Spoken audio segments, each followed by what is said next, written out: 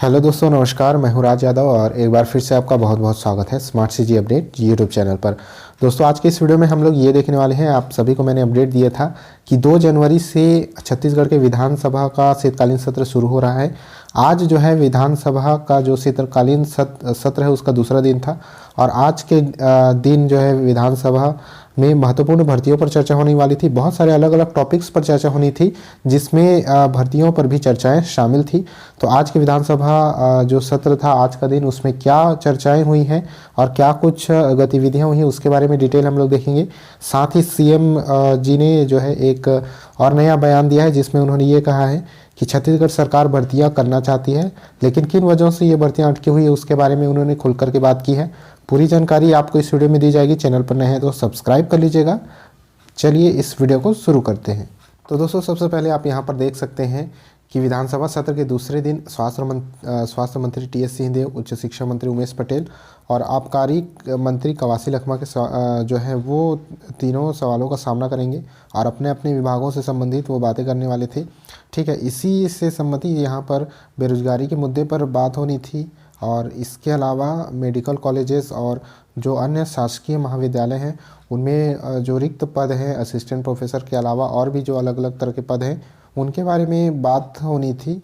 तो बहुत सारे अलग अलग पदों से और भर्तियों से संबंधित यहाँ पर बहुत ही महत्वपूर्ण बातों पर चर्चा की जानी थी और इसके अलावा जैसे कि ये बेरोजगारी भत्ता है, नियमितीकरण है, इत्यादि मामलों पर यहाँ पर चर्चाएं होनी थी। ठीक है, तो आज के जो विधानसभा सत्र था उसमें क्या कार्यवाहियाँ हुई, चलिए आगे देखते हैं।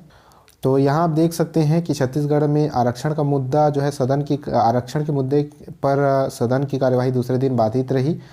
आरक्षण का ये जो मुद्दा है वो काफ़ी ज़ोर शोर से फिलहाल के दिनों में चल रहा है और ये शीतकालीन सत्र में भी देखने को मिल रहा है।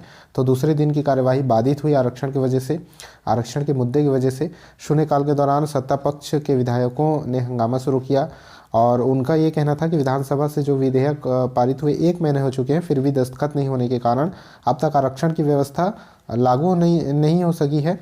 और साथ ही यहाँ राज्य सरकार पर ये भी आरोप लगाए गए कि राज्य सरकार ने बिना तैयारी के आरक्षण लागू किया है, इस वजह से ये सभी देखने को मिल रहा है। राज्यपाल के मांगने पर क्वांटिफाइबल डाटा आयोग की रिपोर्ट भी उनको नहीं सौंपी गई है और साथ ही सदन में भी ये जो रिपोर्ट नहीं रखी जा रही है।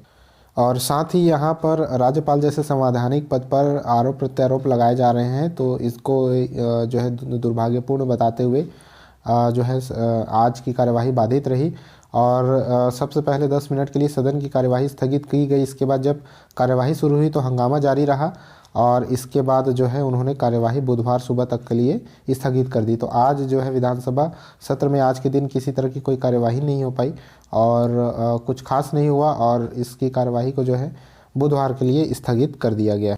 इसी बीच दोस्तों, सीएम का एक और नया बयान सामने आया है जिसमें उन्होंने आरक्षण मुद्दे पर बात की है, साथ ही भर्तियों की बात की है कि वो सरकार जो है भर्ती करना चाहती है, लेकिन किन वजहों से भर्तियां नहीं हो पा रही है उसके बारे में उन्होंने खुल करके बात की है।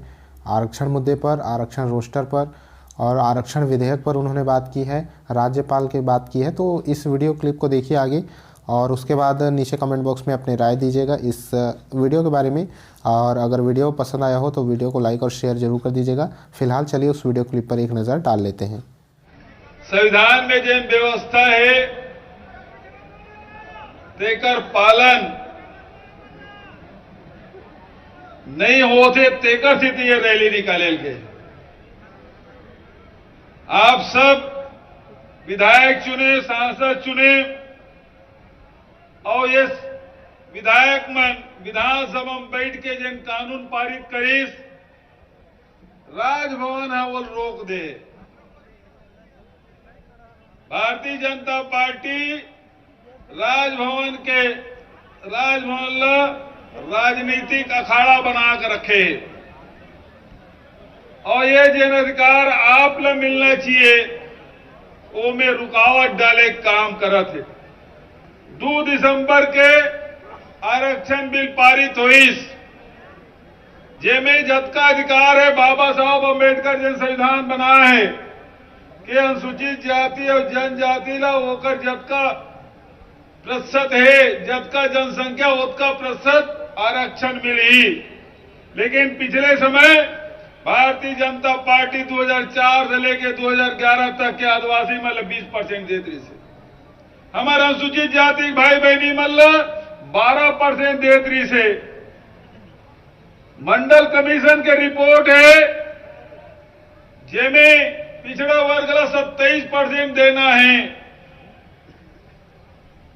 केंद्र सरकार ईडब्ल्यूएस 10% तक के आरक्षण दे के बात करीस। जिस समय हम 82% के अध्यादेश जारी करें ते समय राज्यपाल दस्तखत कर दीस। आज जब कोर्ट केस कौन आधार पे करे, पिछड़ा वर्ग ला ईडब्ल्यूएस ला, हम कहें कि भाई हमारे यहां जनसंख्या है, ओकर आधार पे करें तो तोरकर प्रमाण का है। हम क्वांटिफाइबल डाटा आयोग गठन करें, 2019 में गठन करें, 2022 में रिपोर्ट आ गई, पिछड़ा वर्ग की भी आ गए, ईडब्ल्यूएस की भी आ गए।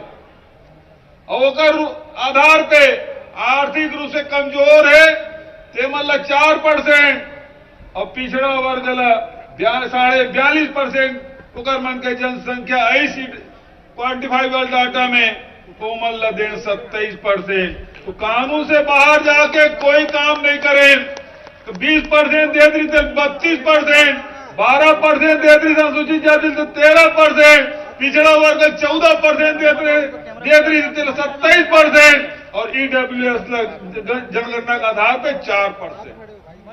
ये प्रकार से आरक्षण की व्यवस्था विधानसभा में सर्वसम्मत से पास, राज्यपाल जी की 1 मिनट नहीं लगे, अध्यादेश भेज दे मैं कर दूं दस्तखत। आज 1 महीने 1 दिन वो आगर हो गए।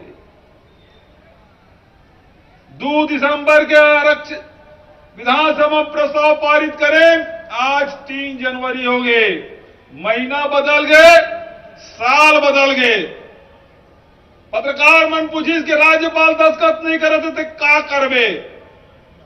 मैं कह जनता से बड़े कोई नहीं हुए लोकतंत्र में। मैं जनता कर जाऊं कि हम आप पर करत अनुसूचित जाति हो, जनजाति हो, पिछड़े वर्ग हो, ईडब्ल्यूएस हो, काकरो साथ अन्याय हम नहीं करें। हमार तो रास्ता न्याय के है, हमार रास्ता सत्य के, हमार रास्ता भाईचारा के, हमार रास्ता प्रेम के।